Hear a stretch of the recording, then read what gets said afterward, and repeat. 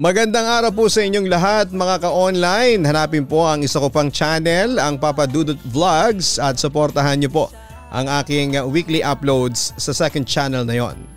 Ngayong gabi, maraming kababaihan ang hanggang sa ngayon ay nakakaranas ng pang-aabuso. Mapanobyo o asawa man nila, marami ang lumalaban ngunit marami rin ang mas pinipiling manahimik na lamang dahil sa takot at iba pang personal na dahilan. Pero ano nga ba ang pakiramdam ng isang babae kung ang inakala niyang lalaking poproteksyonan siya ay siya palang magbibigay ng sakit at hapdi sa kanya? Paano kung natali ka sa isang lalaking mapang-abuso? Magtitiis ka ba? Alang-alang sa pangakong binitawan ninyong dalawa sa harap ng dambana ng Diyos. Dear Papa Dudut, naniniwala ako na kung totoo kang nagmamahal ay kaya mong magtiis at magsakripisyo para sa iyong minamahal. Matagal na panahon kong pinatunayan yan. Papa Dudut, pakitago na lamang po ako sa pangalang Faith. 22 years old ako noon nang makilala ko ang aking napangasawa na si Jomar. Driver siya ng taxi at naging pasahero niya ako. Nagkakwentuhan sa biyahe, lakas loob niyang kinuha ang phone number ko na agad ko rin na ibinigay. Nagkatawagan, naging textmate hanggang sa manligaw siya sa akin. Gusto ko na si Jomar, unang beses ko pa lamang na nakita siya, kaya hindi ko na pinatagal ang lahat at sinagot ko na siya.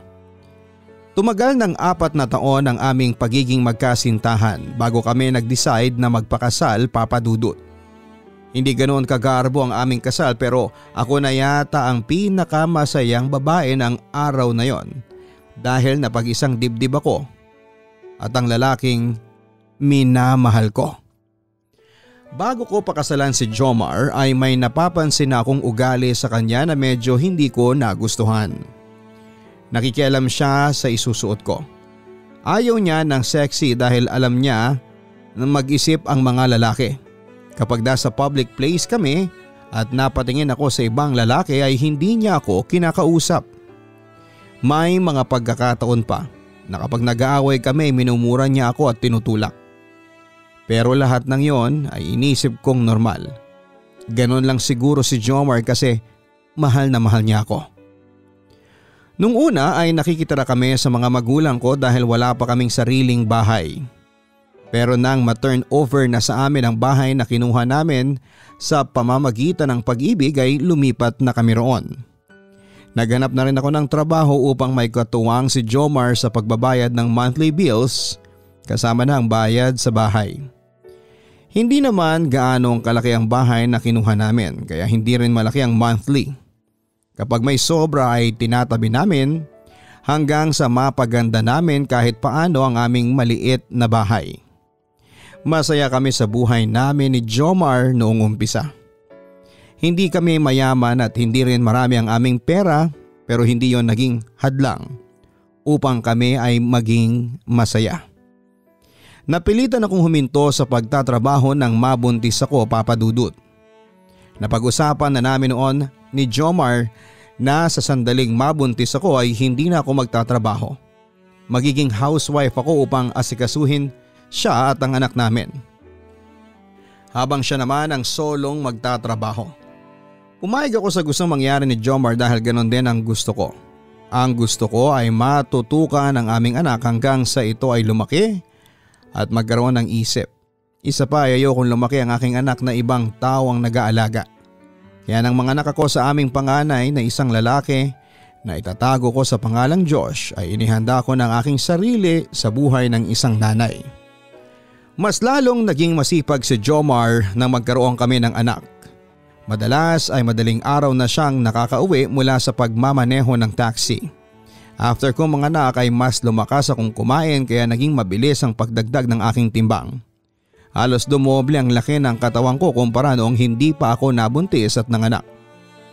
Ang tingin ko tuloy sa sarili ko ay ang pangit ko na at baka palitan ako ng asawa ko dahil doon. O kaya ay mawalan siya ng gana sa akin at pandirihan niya ako kasi hindi na ako sexy kagaya noong makilala niya ako. Kanina ka pang nakaharap dyan sa salamin, Faith ah. Halika na, kumain na tayo. Lumalamig na itong pagkain. Ang tura ni Jomar sa akin. Nakasimangot kong tinignan ang aking sarili sa salamin. Hindi ko nagugustuhan ang nakikita ko doon, Papa Dudut. 2 taon na ang anak namin pero hindi ko pa rin naibabalik ang dati kong sexy na pangangatawan. Ang taba ko na lalo, Jomar. Ang dami ko ng bilbil sa tiyan. Himuto ko. Tapos adobong baboy pa ang ulam natin ngayon. Mapaparami na naman ang kain ko niyan eh. Nakasimangot kong dugtong. Umupo na ako sa tabi ng aking asawa. Ano kung mataba ka? Para sa akin ikaw pa rin ang pinakamaganda at sexy na babae sa buong universe. Nakangiting wika naman ni Jomar. Binobola mo lang ako. Sinasabi mo lang yan para hindi ko isipin na ang taba at ang pangit ko na. Nakanguso kong sabi. Sino ba kasing may sabing pangit ka na? Saka hindi porket mataba ay pangit na ha. Ang ganda-ganda mo kaya asawa ko. Kinabig pa ako ni Jomar at ginawaran ng mabilis na halik sa labi. Baka kapag lalo akong tumaba ay maghanap ka ng iba. Yung mas maganda at mas sexy sa akin. Malungkot kong sabi. Yan ang hindi mangyayari. Kahit lumaki ka pa na kasing laki ng drama ay hindi kita ipagpapalit sa kahit na sinong babae dyan. Faith, mahal pa rin kita kahit na ano pa ang maging itsura mo. Promise. Pangako ni Jomar at itinaas pa niya ang kanyang kanang kamay bilang tanda ng kanyang pangangako sa akin. Grabe ang insecurity ko sa sarili ko kaya nasabi ko ang lahat ng yon, Papa Dudut. Ang baba ng tingin ko sa aking sarili kahit pa sinabi ni Jomar na hindi niya ako ipagpapalit. Kahit mataba ako ay hindi ko yon pinaniwalaan. Sinabi ko sa aking sarili na magpapapayat na talaga ako at hindi na ako magpapatukso sa masasarap na pagkain. Nagsimula akong magbawas ng pagkain at mag-jogging tuwing umaga. Nang medyo nasanay na ang katawan ko sa ganitong activity ay nag-enroll ako sa isang gym na malapit lang sa bahay. Tuwing hapon ay nagpupunta ako sa gym at meron akong gym instructor na umaalalay sa akin dahil bago pa lamang ako sa mga gym equipment. Inihabilin ko muna sa parents ko ang anak ko kapag nagtutungo ako sa gym. Lahat ay hindi ko pa alam gamitin. Kailangan ko rin kasi na magtuturo sa akin ng tamang pag-exercise para mas maging mabilis ang aking pagpapapayat. Proud gay ang aking gym instructor na si Jerry. Sa unang tingin nga lang ay akalain mong straight siya dahil sa laki ng katawan niya at panlalaking pananamit. Pero kapag magana ang loob niya sa iyo ay doon na niya ipapakita sa iyo ang pagpitik ng kanyang balakang at pagbirit sa mga sikat na awitin ni Regine Velasquez. Dahil sa love ko ang mga bakla ay naging magkaibigan kami ni Jerry. Sa loob lang ng ilang buwan ay nakita ko ang malaking pagbabago sa aking katawan. Unti-unti ay bumalik na ang sexy kong pangangatawan. Proud na proud sa akin si Jerry kasi sobrang disiplinado ko raw kaya mabilis kong nakuhang resulta na gusto naming dalawa para sa aking katawan. Kahit pa nang maramdaman ko na sexy na ulit ako ay hindi pa rin ako tumigil sa pag-gym at pagdadiet. Gusto ko na kasing i-maintain ang katawan kong ganon, Papa Dudut. Isang hapon ng linggo ay paalis na sana ako ng bahay para magpunta ng gym nang harangin ako ni Jomar. O saan ka pupunta? Dala mo pa si baby, ang sabi ni Jomar sa akin.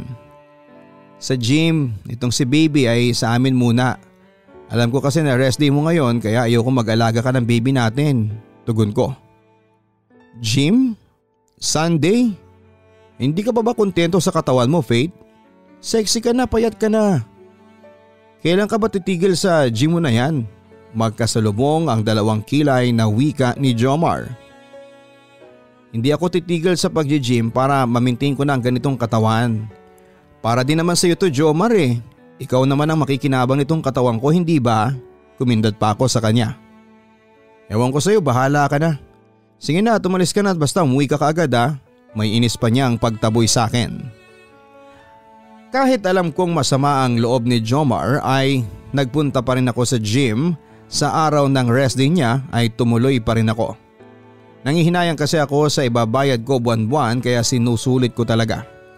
Pagdating sa gym habang tinutulungan ako ni Jerry sa pag-warm up ay nasabi ko sa kanya ang inasal ng asawa ko bago ako umalis ng bahay. Ang sabi sa akin ni Jerry ay ganun daw madalas ang mga lalaki. Kapag nakikita na gumaganda ang kanilang asawa o girlfriend ay kung ano-ano ang iniisip. Kaya siya nagpapaganda kasi may ibang lalaki o kaya ay para makalandi sa iba.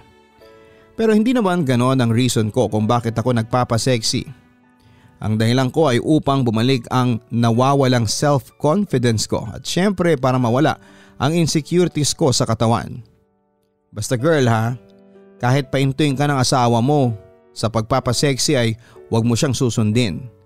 Ituloy mo lang para sa sarili mo. Huwag kang maniniwala sa mga sinasabi ng asawa mo na mamahalin ka niya kahit tumaba ka pa. Naku, maghahanap yun ng iba. Saka mga lalaki, sala sa init, sala sa lamig yan. Pagpapayo pa ni Jerry na may kasamang pagbibiro. Anong ibig mong sabihin? Nagtataka kong tanong. What I mean is kapag pinabayaan mo ang sarili mo, maghahanap yan ng iba. Kapag nagpaganda ka, iisipin na ikaw naman ang may iba. Ang gulo na nga ng mundo dumadagdag pa yung mga lalaking yan. Maarting tura ni Jerry na may kasama pang pagtirik ng kanyang mga mata. Sinunod ko ang ipinayong yon sa akin ni Jerry, Papa Dudut. Nagdesisyon ako sa aking sarili na hindi ako titigil sa pag-gym para sa ikagaganda pa ng aking katawan. Sa kabilang isa na akong nanay, dapat ay fit and healthy ang aking pangangatawan para hindi agad ako mapagod sa mga gawaing bahay. Matapos ko sa gym ay pumunta na ako sa bahay ng mga magulang ko para kunin ang anak ko. Pero sabi ng nanay ko ay kinuha na ni Jomar. Pag uwi ko sa aming bahay ay nakita ko si Jomar na buhat ang aming anak na si Josh. Kukunin ko na sana si Josh sa kanya pero inalayo niya sa akin ang bata. Inilapag niya sa sahig ang aming anak at hinayaan itong maglakad ng mag-isa. Napansin ko na hanggang sa oras na yon ay hindi pa rin maganda ang mood ni Jomar. Bakit hindi mo sinasabi sa akin na kinuha mo na si Josh kanina? Hindi na sana ako dumaan doon at dito na ako dumiretso. Sayang ang pamasahe. Mahinahon kong sabi para lang merong kaming mapag-usapan ng aking asawa. Sa pamasahe nanghihinayang ka pero sa binabayad mo sa gym hindi. Pabulong na sabi niya pero malinaw ko pa ring narinig. Iba yun, saka nagtatampo ka pa rin ba kasi hindi ko sinunod ang gusto mong tumigil na ako sa gym? Tanong ko sa kanya. Alam ko na kung bakit ayaw mong tumigil sa pag-gym, Faith. Sinundan kita kanina at nakita ko ang dahilan. Ang ganda pala ng katawan ng gym instructor mo Kaya pala kulang na lang ay doon ka na tumira. Baka gusto mong dalhin mo na ang mga damit mo sa gym. Nagsiselos niyang sambit. Malakas akong natawa sa mga sinabi niya, Papa Dudut. Alam ko kasi na si Jerry ang tinutukoy niyang gym instructor. Anong nakakatawa? Naiinis na tanong pa ni Jomar. Natatawa ko sa iyo, Jomar. Si Jerry kasi yon. Kung nilubos-lubos mo na sana ang pagsunod sa akin sa gym at nilapitan mo kami, di nalaman mo na bakla yung pinagseselosan mo. Patuloy ako sa pagtatawa. Laking gulat ko nang biglang sinampal ni Jomar ang bibig ko. Malakas yon at namanhid ng kaunting segundo ang buong bibig ko dahil doon, Papa Dudut. Sa gulat ko ay hindi na ako nakapag-react. Nakatulala ako sa kanya at hindi makapaniwala sa ginawa niyang yon. Dinuro ako ni Jomar. Huwag mo ko pinagtatawanan Ginagawa mo pa akong tanga. Bakla, kung hawakan ka sa legs mo ay parang may iba na kayong gagawin sa gym. Nakakahiya ka, sigaw niya. Napapikit ako nang inumangan niya ako ng suntok pero hindi niya itinuloy. Jomar, nagsasabi ako ng totoo. Bakla talaga si Jerry. Tinutulungan niya ako mag-warm up kaya hinahawakan niya ako. Paliwanag ko habang hawak ang nasampal na bunganga. Kahit na anong paliwanag ko kay Jomar ay hindi siya naniniwala sa akin, Papa Dudut. Mas pinapaniwalaan pa niya ang hinala niya kesa sa mga sinabi ko. Ang nakakagulat pa ay first time niya akong nasaktan ng ganon. Kung noon ay itinulak niya ako ng gabing yon ay may nangyari na talagang pisikalan, Papa Dudut. Nawala na sa utak ko ang ginawang pananakit sa akin ni Jomar sa paglipas ng ilang araw. Kahit na wala akong nakuhang sorry mula sa kanya ay inintindi ko na lamang na nagsiselo siya kaya niya ako nasaktan. Kaya para hindi na maulit ang pagsiselos na yon ni Jomar ay huminto na ako sa pag-gym at home workout na lamang ako, Papa Dudut. Hanggang isang gabi ay umuwing lasing si Jomar. Namumulang mukha niya at napansin ko kaagad na parang hindi maganda ang mood niya. Nang tanungin ko siya kung may problema ba siya ay hindi niya ako sinagot, Papa Dudut. Bagkos ay sinaktan pa niya ako. 2 beses niya akong sinampal at parang punching bag na sinuntok niya ako sa tiyan at nang mapalugmok ako sa sahig ay sinipa pa niya ako sa ulo ng makailang beses. Kung hindi pa ako sumigaw ng tama na ay hindi siya titigil. Noon lang ako nakaramdam ng ganong takot sa sarili kong asawa. Hindi ko kasi alam kung bakit siya lasing na lasing at sinaktan pa niya ako. Wala akong natatandaan na may ginawa akong kasalanan sa kanya. Ang gym lang naman ang kinagalit niya sa akin at matagal ko na yung itinigil kahit labag yon sa kalooban ko. Hindi na rin ako nagkaroon ng pagkakataon na tanungin siya dahil matapos niya akong saktan ay parang walang nangyari na pumasok siya ng kwarto at natulog. Gulong-gulo tuloy ang utak ko dahil pilit akong naghahanap ng sagot sa tanong kung bakit niya ako sinaktan ng ganon katindi. Kinabukasan ng umaga nang magising si Jomar ay tinanong niya ako kung bakit meron akong pasa sa mukha. Akala ko ay nagkukunwari lamang siya na hindi niya alam pero sa pag-uusap namin ay wala talaga siyang natatandaan na halos bugbugin na niya ako kagabi. Tumawa pa nga siya dahil nagbibiro daw ako. Siguro daw ay nadapa ako at napasubsob. Ikaw talagang may gawa nito sa akin, Jomar. Itatanong ko nga rin sana sa iyo kung bakit mo ako sinaktan kagabi. Bakit? Naluluha kong tanong na may kasamang takot. Nasa utak ko pa rin kasi ang ginawa niya sa akin. Hindi ko talaga matandaan na sinaktan kita, Faith. Lasing na lasing siguro talaga ako kagabi. Naguguluhang turan pa ni Jomar. Bakit ka ba naglasing? Hindi mo naman yun ginagawa ang sabi ko. Inamin sa akin ni Jomar na tinanggal na siya sa trabaho ng boss nila dahil ilang beses na pala itong naibabangga ang taxi na minamaneho nito. Na-depress daw siya kaya naisipan niyang magpakalasing. Kaya sinabi ko sa sarili ko na lasing at problemado si Jomar kaya niya ako sinaktan. Paano na tayo nito ngayon? Saan tayo kukuha ng pambayad sa bahay? Nag-aalala kong tanong. Pero ang totoo ay higit sa lahat ay ang anak namin ang inaalala ko. Ano kaya kung bumalik na lamang ako sa pagtatrabaho? Suggest ko. Ayoko baka mamaya ay may makilala ka pa ron tapos magkagusto sa'yo. Dito ka na lang sa bahay. Alagaan mo si Josh. Tugon pa ni Jomar. Ang sabi ni Jomar ay may naitabi siyang pera. Pansamantala ay magbebenta raw muna ako ng street foods sa harapan ng bahay habang siya ay naghahanap ng panibagong trabaho. Maganda raw na gumagalaw pa rin ang pera namin habang wala pa siyang permanenteng trabaho kesa sa unti-unti yung nauubos. Nagustuhan ko ang suggestion na yon ni Jomar, Papa Dudut. Medyo naiinip kasi ako sa bahay kaya maganda na meron akong pinagkakaabalahan. Nang araw din na yon ay bumili kami ng kailangan namin para sa maliit na negosyo na naisip ni Jomar.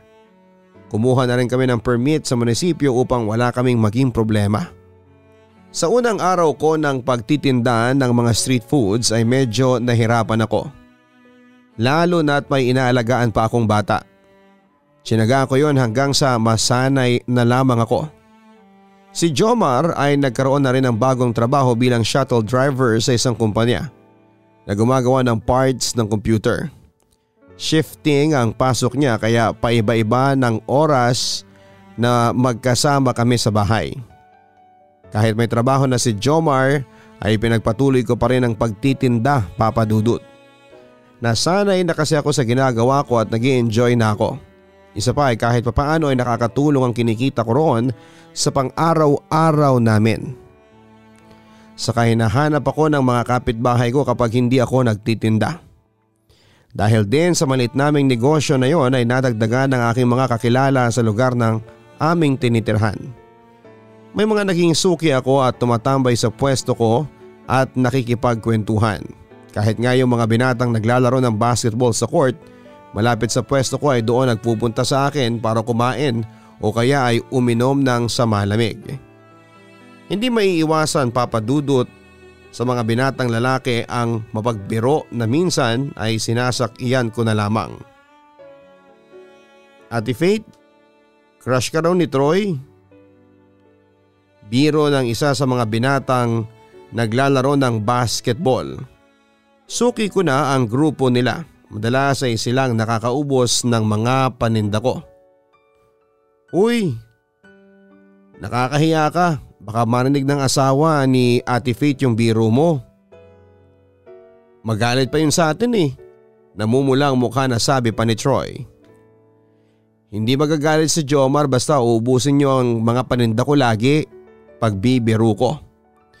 Para sa akin ay biro lamang ang mga ganong usapan at syempre kailangan ko rin na makisama sa mga customers para magpabalik-balik sila sa akin. May ilan nang naunang magtinda sa akin ng ganon kaya kailangan kong maging maghiliw sa lahat para sa akin na sila palaging bumili. Lingid sa aking kaalaman kapag walang pasok sa trabaho si Jomar ay napapansin niyang pagiging malapit ko sa mga binatilyo. Sa akin ay wala lang ang pakikipagbiroan ko sa kanila pero iba na palang tingin ng asawa ko sa ganon. Isang gabi kakatapos ko lang magtinda ay pinaubos ko muna ang paninda ko bago ako pumasok sa bahay at aaminin ko na medyo late na ang oras na yon para sa aming hapunan. Dahil naroon sa bahay si Jomar, nag-e-expect ako na siya na muna ang bahala sa pagluluto ng aming pagkain. Pero hindi pa pala siya nakapagluluto kahit na kanin. Tumigil ka na sa pagtitinda mong yan, Faith. Nakita mo na, gutom na kami ng anak mo pero nagtitinda ka pa rin. Seryosong sabi ni Jomar. Ang akala ko kasi ay ikaw nang bahalang magsaing. Pasensya ka na ha. Masasayang kasi yung paninda kung hindi ko ipapaubos. Paliwanag ko sa kanya. Ako talagang inaasahan mo na magluto. Isang beses sa isang linggo na nga lang ang pahinga ko dito eh. Pagagawin mo pa ako ng gawaing bahay. Pati itong pag-aalaga kay Josh sa akin mo na inasa. Kaya tumigil ka na dyan. Bukas ay ayokong malalaman na nagtitinda ka pa ha. Medyo malakas ang boses na wika ni Jomar. Pero Jomar, sayang kung ititigil ko ang negosyo natin. Hindi ba ang pagtitinda ko ng mga fishbowl at kikiam ang sumalba sa atin noong nawalan ka ng trabaho? Paalala ko sa kanya. Noon yun. May trabaho na ako ngayon kaya kahit huwag ka nang magtinda. Asukasuhin mo na lamang kaming dalawa ni Josh. Teka nga, bakit parang ang hirap sa yung sundin ang gusto ko? Dahil ba sa nangihinayang ka talaga o baka may iba ka pang dahilan? Bulyaw niya sa akin. Anong ibang dahilan? Wala nang ibang dahilan kundi yun lamang, tugon ko. Ilang beses ko nang napapansin na panay ang pagpapakit mo sa mga binata na naaabutan ko nakatambay dyan sa harapan ng bahay ha. Negosyo ba talaga ang intensyon mo? O dahilan mo lang yan para makaharot ka, Faith? Pag-aakusa niya sa akin. Sina Troy? Diyos ko Jomar, parang mga kapatid ko lamang ang mga yon. Saka nakikita ko sa kanila ang mga kapatid ko. Hindi ba puro lalaki ang mga kapatid ko? Pagpapaliwanag ko. Huwag mo nga akong pinaglololo ko, Faith. Hindi ka na nahiya. May anak at asawa ka pero kung makipaglandian ka sa mga lalaki ay parang kang teenager. Daig mo pa nga mga teenager eh. Ang lakas-lakas ng tili at tawa mo. Patuloy niyang pagsigaw sa akin. Kahit kailan, hindi ako tumili at tumawa ng malakas kapag kausap sila no. Hindi ako malandi. Hindi ako nakikipaglandian. Katwiran ko pa kay Jomar. Ang pangangatwiran kong yon na naging mitya para magdilim ang paningin ng asawa ko sa akin. Sinabihan niya ako na huwag ko siyang sinisigawan. Nagulat ako nang bigla niya akong sapakin ng paulit-ulit. Kahit na anong iyak ko at pagmamakaawa ay ayaw pa rin tumigil ni Jomar sa pananakit sa akin. Hindi ko magawang lumaban sa kanya dahil mas malaki siya sa akin. Walang laban ng lakas ko kumpara sa lakas ni Jomar. Ang tanging nagawa ko ay salagin ang bawat suntok niya. Pero kahit masalag ko ang mga yon ay nasusundan pa rin niya ng mas maraming suntok. Tinigilan lamang ako ni Jomar nang matumba na ako sa sahig at nawala ng malay. Bumalik ang ulirat ko pero naroon pa rin ako sa may sahig, Papa Dudut. Buong katawan ko ang masakit nang dahil sa pangbubugbog ni Jomar sa akin. Kahit mahirap ay pinilit kong tumayo, Papa Dudut. Ang anak ko kaagad ang aking inalala. Nakita ko si Jomar sa aming kwarto na mahimbing na natutulog at katabi ang aming anak. Hindi ko napigilan ang pag-iyak nang maalala ko ang ginawa niyang pananakit sa akin, Papa Dudut. Habang tumatagal ay gumagrabe ang ginagawa ni Jomar sa akin at may takot sa dibdib ko na baka sa susunod ay mas matindi pa roon ang mangyari sa akin kapag nagalit na naman siya.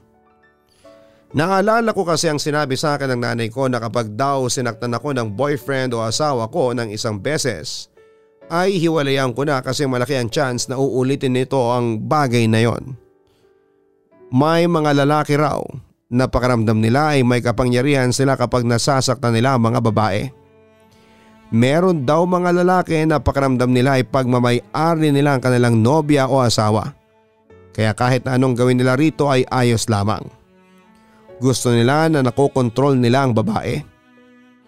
Ngayon ay alam kong isa si Jomar sa mga lalaking yon, Papa Dudut. Kapag may hindi siya nagustuhan sa ginagawa ko, ay karahasan ang nagiging sagot niya para makontrol niya ako. Kapag umalma ako sa pinapagawa niya, ay mapanakit pa rin siya. Kailangan ko nang sabihin sa iba ang ginagawa ni Jomar sa akin. Yon ang tumakbo sa utak ko ng gabing yon. Ang unang pumasok sa isip ko ay ang nanay ko. Kinuha ko ang aking phone at lumabas ng bahay. Nag-aalala ako na baka magising si Jomar at marinig niya ang aking pagsusumbong. Kahit late na ng gabing yon ay mabilis pa rin na nasagot ng nanay ko ang tawag ko. Pero nang marinig ko ang boses ng nanay ko ay biglang umurong ang dila ko, Papa Dudut. Naalala ko kung paano ko ipagmalaki si Jomar sa pamilya ko na mabait ang asawa kong si Jomar. Ipinagmalaki ko sa kanila na ibang iba si Jomar sa mga lalaking nananakit sa kanilang asawa. Ang sabi ko pa ay lamok nga ay hindi kayang patayin ni Jomar, ang saktan pa kaya ako. Faith, bakit hindi ka nagsasalita? Anong meron? At tumawag ka ng ganitong oras? Nag-aalalang tanong ni nanay. Na-miss ko lang po kayo pagsisinungalin ko. Ayaw ko sanang umiyak pero ang hirap pigilan, Papa Dudut. Narinig tuloy ng nanay ko ang mga hikbi at singhot ko na labis niyang pinag-alala. Umiiyak ka? Bakit? Tanong niya. Miss na miss ko na po kasi kayo tugon ko. Miss agad, kakapunta mo lang dito nung nakaraan. Faith, umamin ka. May problema ka ba? Nag-aaway ba kayo ni Jomar? Nag-aalala niyang tanong sa akin. Bakit naman po kami mag-aaway ni Jomar ang bait-bait ng asawa ko? Patuloy kong pagsisinungalin. Kahit na sinaktan ako ng aking asawa ay mas pinili kong manahimik, Papa Dudut. Ayoko masira ang magandang imahe ni Jomar sa ibang tao lalo na sa pamilya ko. Isa pang dahilan ay ayokong mapahiya sa pamilya ko dahil ipinagmalaki ko pa sa kanila si Jomar tapos ganun pala ang mangyayari. Nahihiya ako sa mga sasabihin ng mga tao kapag nalaman nila na sinasaktan ako ng sarili kong asawa. Ayokong kaawaan nila ako at maging laman ng tsismisan. Ang isa rin sa kinakabahala ko kapag nagsumbong ako ay ang posibilidad na masira ang aking pamilya. Paano na ang anak ko? Lalaki siya na walang ama. Lalaki siyang magkahiwalay ang parents niya. Ayokong mangyari ang ganon sa sarili kong anak, Papa Dudut. Titiisin ko na lamang ang lahat. Sabi ko pa ay hindi naman araw-araw nananakit si Jomar. Sinasaktan niya lamang ako kapag may hindi siya nagustuhang ginagawa ko o kaya ay hindi ko siya sinusunod sa gusto niya. Palagi ko pang ipinagdarasal sa Diyos na sana ay mawala na ang ganong ugali ng asawa ko. Sa tuwing magsisimba ako ay hindi maaring walang dasal kong yon para kay Jomar. At upang wala na siyang pagsilosan ay itinigil ko na ang pagtitinda ng street foods sa harapan ng aming bahay. Simula nga noon ay bumalik na sa normal ang aming buhay. Palagi na lang ako nasa bahay at nag-aalaga ng anak namin. Nagluluto, naglilinis ng bahay at ginagampanan sa kama ang pagiging asawa ko kay Jomar. Naging dinumero ang galaw ko sa sarili kong pamamahay, Papa Dudut. Ingat na ingat ako sa kilos at sasabihin ko at baka hindi yon magustuhan ni Jomar. Parang nabubuhay na ako para i-please ang aking asawa. Pinipilit ko na maging perpektong asawa sa paningin niya. Baka rin naman kasi kasalanan ko kung bakit niya ako nasasaktan dati. Siguro nga ay matigas ang ulo ko. Yon ang tumatakbo sa utak ko. Yun nga lang, simula nang saktan ako ni Jomar ay may nabuo ng takot sa dibdib ko para sa kanya. Imbes na pakiramdam ko ay ligtas ako kapag nasa bahay si Jomar, ay takot ang nangingibabaw sa akin. Hanggang sa dumating na ang araw na hindi ko talaga makakalimutan sa buong buhay ko, Papa Dudut. Birthday noon ni Jomar. Binigyan niya ako ng pera na pambili ng panghanda niya para sa espesyal na araw na yon sa buhay niya. Nag-request siya ng alak at pulutan at chicharong bulaklak. Magiinuman daw sila ng mga katrabaho niya. Hindi naman sa pagmamayabang pero specialty ko ang chicharong bulaklak, Papa Dudut. Pero wala ko nabiling sangka para sa pulutan na request ni Jomar kaya hindi ko na yon nagawa pa. Ang naisip kong ilutong pulutan nila Jomar ay pork sisig. Ang anak namin ay dinala ko muna sa parents ko para makakilos ako ng mabilis sa bahay. Marami din kasi akong lulutuin tapos ako lang mag-isa. Hapon na nang dumating ang mga katrabaho ni Jomar sa bahay. Sakto lamang yon kasi tapos na akong magluto ng mga handa niya. Marami sila kaya aligaga ako sa pagsisilbi sa kanilang lahat. Ngunit sulit ang pagod ko sapagkat nakikita kong masaya ang aking asawa. Sapat ng kabayaran yon na napasaya ko si Jomar sa kanyang kaarawan. Unti-unting nabawasan ang bisita ni Jomar at nang dumilim na ay 7 na lamang silang natira na puro lalaki. Nag-set up ako ng lamesa at mga upuan sa harapan ng bahay para doon sila mag-inuman. Inilabas ko na ang mga alak, yelo, baso at kung ano-ano pang kailangan nila sa pag-iinom. Nang sabihin ni Jomar na gusto nilang mag-videoke ay ako rin na nag-ayos ng videoke nila sa labas. Inumpisahan ko na rin na gawin ang pulutan nila na sisig. Noong tanghali ko na yon niluto at iinitin na lamang. Mula sa kusina ay narinig ko na ipinagmamalaki ako ni Jomar sa mga kainuman niya. Matitikman ninyo ang chicharong bulaklak ng asawa ko. Baka makalimutan ninyo ang pangalan ng mga asawa ninyo kapag natikman nyo yon. Malakas na sabi pa ni Jomar. Ang misis mo ba nagluto ng lahat ng handa mo kanina? Tanong kay Jomar ng isa sa mga kasama niya. Oo, masarap lahat, hindi ba? Turan pa ni Jomar. Sobra parang Jomar, lalo na yung spaghetti, kakaiba. Palit na lang kaya tayo ng asawa. Pagbibiro pa ng isa. Hindi pwede, akin lang si Faith. Maswerte na ako sa kanya kaya hindi ko siya ipagpapalit. Biro yon para kay Jomar pero para sa akin ay naghatid yon ng kilig, Papa Dudut. Medyo nabahala ako kasi hindi ko nasabi kay Jomar na hindi ko magagawa ang request niyang chicharong bulaklak. Abalang-abala rin kasi ako kaya hindi ko na yon naisip. Ganun pa man ay confident ako na hindi mapapahiya si Jomar sa mga kainuman niya dahil sigurado akong masarap ang sisig ko. Nang dalhin ko na kina Jomar ang sisig at ilapag ko na sa gitna nila ay nagtawanan ng mga kasama ng asawa ko. Kinantsawan nila si Jomar kasi kailan pa raw nilagay sa sizzling plate ang chicharong bulaklak. Panayang biro nila ni Jomar at napansin ko na parang napipi ko na siya. Kahit na hindi pa siya lasing ay namumula na ang buong mukha niya. Alam ko na kapag ganon ay nagpipigil siya ng galit kaya medyo nakaramdam ako ng pagkabahala. Lalo na at masama ang tingin ni Jomar sa akin. Napahiya kasi siya sa mga kasama niya. Ipinaliwanag ko na lamang sa kanila na wala ko nabiling bituka ng baboy kaya hindi ko na yon nagawa pa. Nakita ko naman na nagustuhan ng mga kainuman ni Jomar ang pork sisig ko at sinabi pa nila na ayos lang na walang chicharong bulaklak kasi masarap naman daw ang sisig. Ang akala ko ay ayos na ang lahat para kay Jomar. Naginuman na sila at naging maingay na dahil walang patid ang pagkanta nila sa videoke. Sa sobrang pagod ko ay sandali muna ako humiga sa aming kwarto para umidlip sandali. Sa tingin ko rin kasi wala na silang kailangan sa akin. Hindi ko alam kung gaano ako katagal na nakatulog at nagising na lamang akong biglang may tumakip ng unan sa aking mukha. Nagpumiglas ako kasi hindi ako makahinga. Nang maalis ang unan ay nakita ko si Jomar na hawak ang unan. Galit na galit siya sa akin. Sa itsura niya ay alam kong lasing na lasing siya, Papa Dudut. Nang oras na yon ay narinig ko pa sa labas ang kantahan at pag-uusap ng mga kainuman ni Jomar. Jomar? Bakit? Natatakot kong tanong. Ipinahiya mo ko sa mga katrabaho ko? Alam mo ba yun? Dapat nagsabi ka na kagad na hindi mo magagawa yung chicharong bulaklak na yan. Pawulong niyang sabi pero dama ko ang galit niya. Pasensya ka na. Sobrang busy ko na kanina kaya hindi ko na nasabi sa iyo. Mangiyak-ngiyak kong paliwanag. Napasigaw ako nang hinila niya ako sa aking braso at malakas na sinuntok sa tiyan.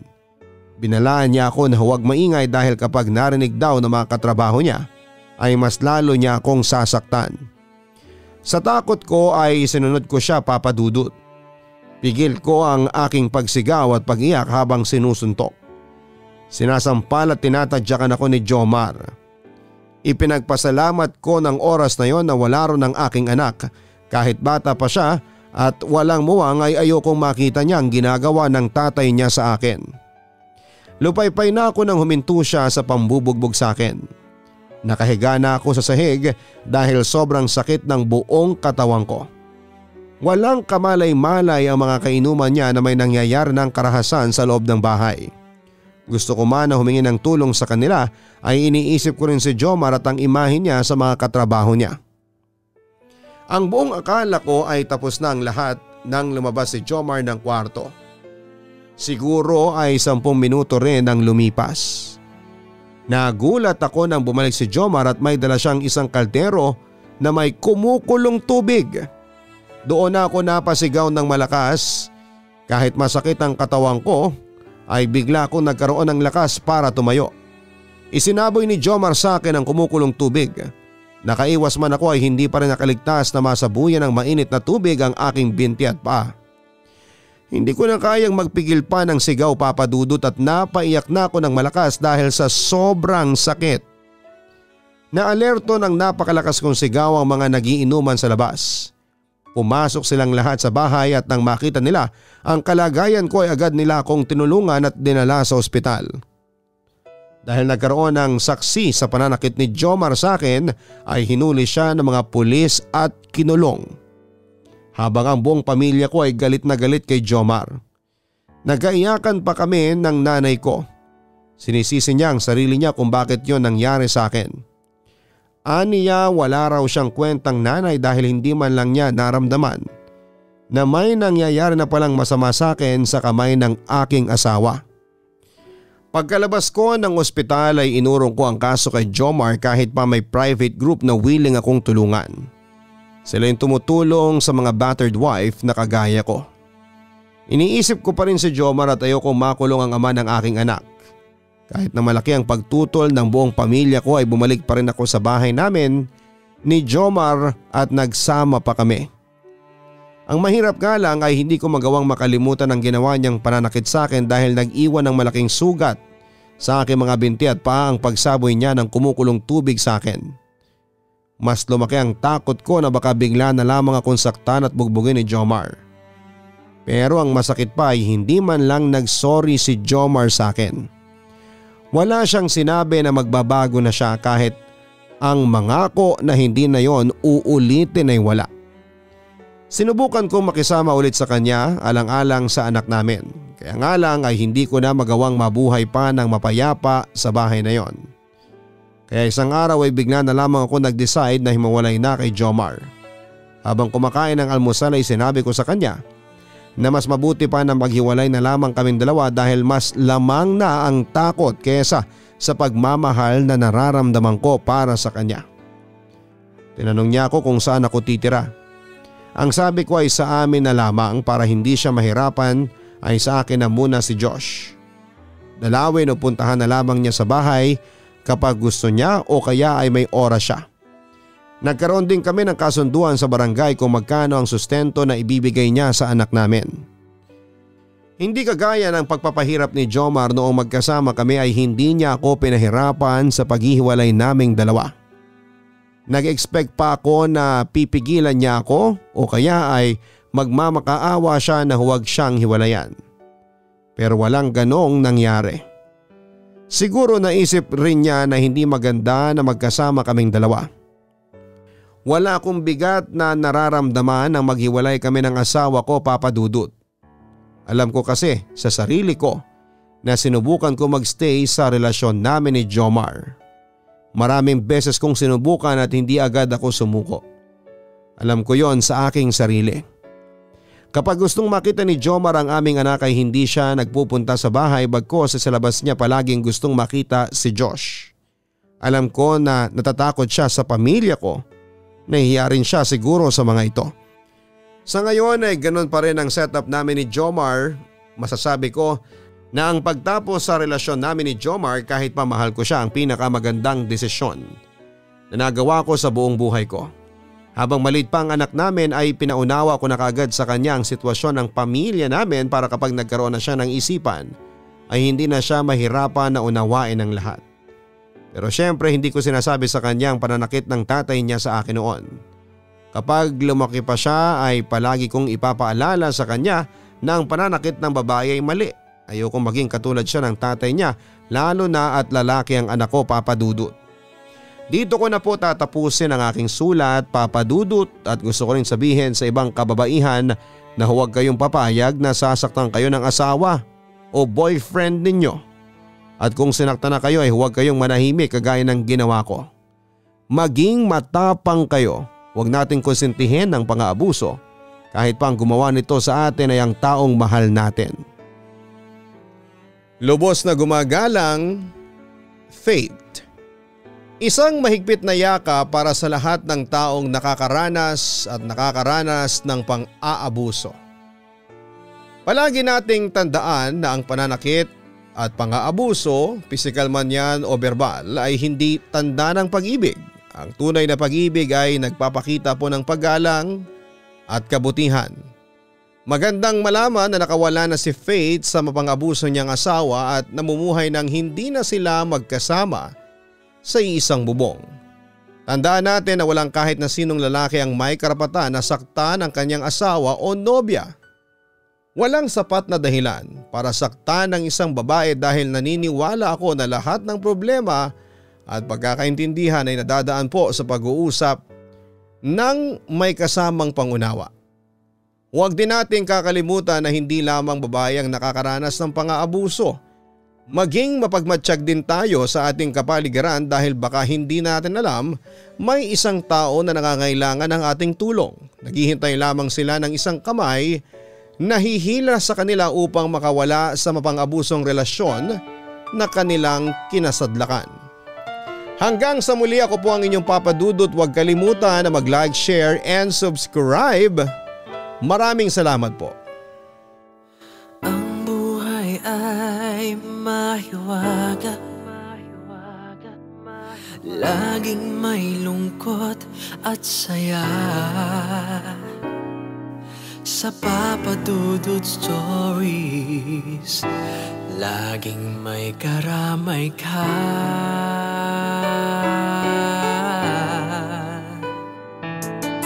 Mga problemang kaibigan, dito ay pakikinggan ka.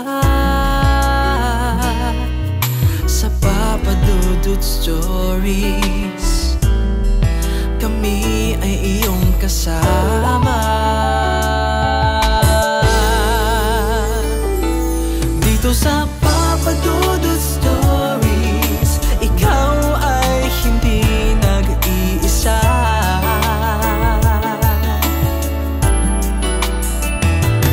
Dito sa Papa Dudut Stories, may nagmamahal sa'yo.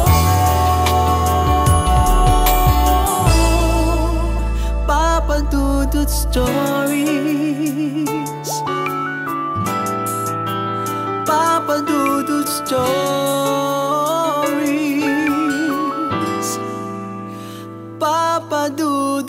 Stories.